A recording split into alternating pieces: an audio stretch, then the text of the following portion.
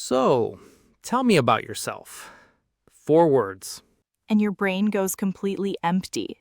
No words. No thoughts. Just silence.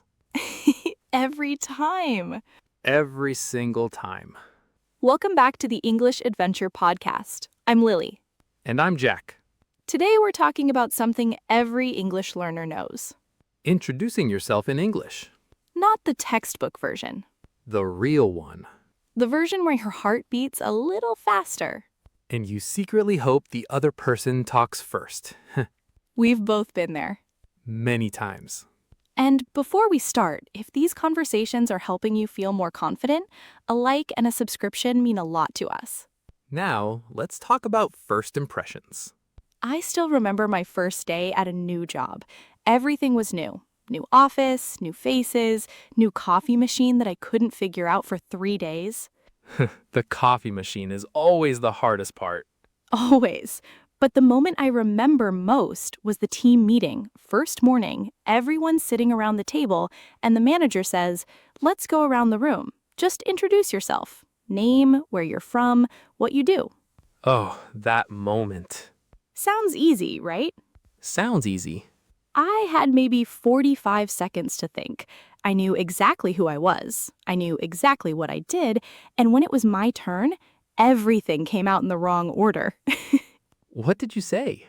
I said my name, then where I went to university, then what I had for breakfast, apparently. I'm joking, but it felt like that. I know that feeling exactly. Your brain has the information, but the pressure of the moment scrambles everything. Scrambles, yes, like eggs. Exactly like eggs. And the thing is, introducing yourself at work has a kind of structure. People expect certain things. Like what? Your name, your role, what your job is, maybe where you're from, maybe one small personal thing at the end. To sound human. Exactly. Not just a job title, a person. So something like, "Hi, I'm Lily. I'm the new project manager. I just moved here from the coast, and I'm still looking for the best coffee in the city." Perfect, actually. Short, real, and it ends with something people can respond to. That last part is important. Why? Because introducing yourself isn't just about you. It's about opening a conversation. Giving the other person something to hold on to. Exactly. A small detail, a little humor, something that says, "I'm approachable. Talk to me." Which is actually harder than it sounds when your heart is beating fast and the coffee machine still confuses you. My story is a little different, less professional, more survival mode. Tell me. A few years ago, before my English felt comfortable, a friend's birthday party. I didn't know many people there, which is already not my favorite situation. You're more of an introvert.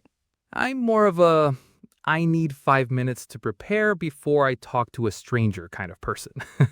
And at this party, I had 0 minutes. Someone just walked up to me, very confident, big smile, and said, "Hey, I don't think we've met. Who are you?" Short question, big pressure. Short question, big pressure, and I just stood there. Not for long, maybe 2 seconds, but it felt like 2 minutes. What happened in those 2 seconds?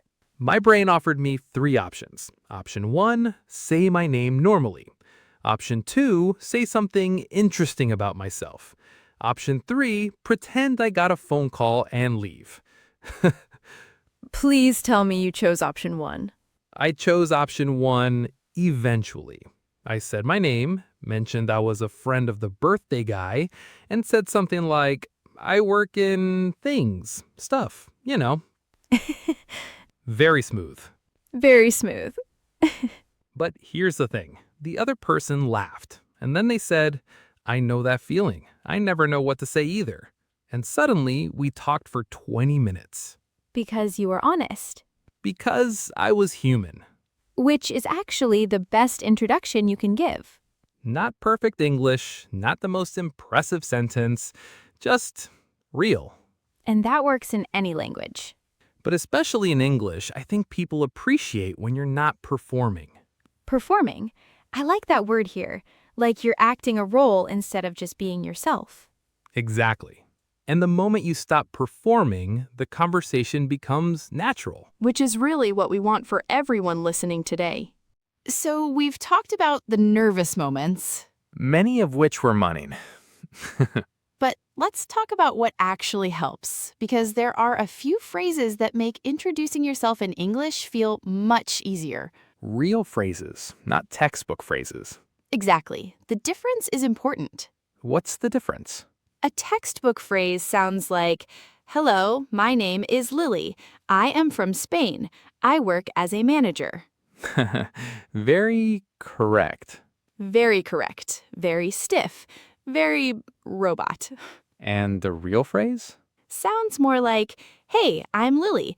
I just started here last week. Still trying to find the good coffee spots nearby." Same information, completely different feeling. And that feeling is what people remember. Not your job title, not your CV. The feeling. Right. So, what are the phrases worth knowing? Simple ones, actually. "Hi, I'm..." always works. "Nice to meet you." Classic, but still warm. "I've heard a lot about you." Great when someone introduces you. That last one is interesting Why? because it immediately makes the other person feel good. Exactly. And when someone feels good, they relax.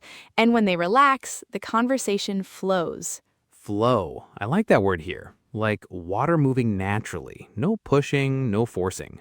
And that's really the goal with introductions. Not to impress, just to flow. Which sounds simple.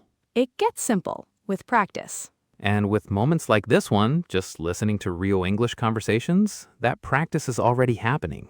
Right now, without even noticing. Which is kind of the whole point.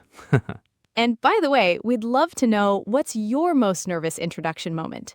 First day at school, new job, or something completely different. Write it in the comments, even just one sentence. Seriously, even 2 words. Very nervous. That counts. It counts completely, and it's great English practice too.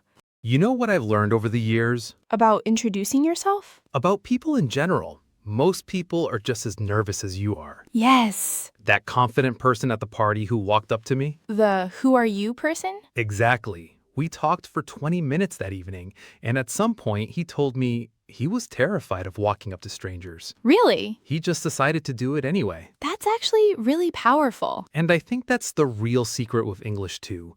Not waiting until your English is perfect. Not waiting until you feel ready. Just starting. One sentence, one introduction. Hi, I'm Jack.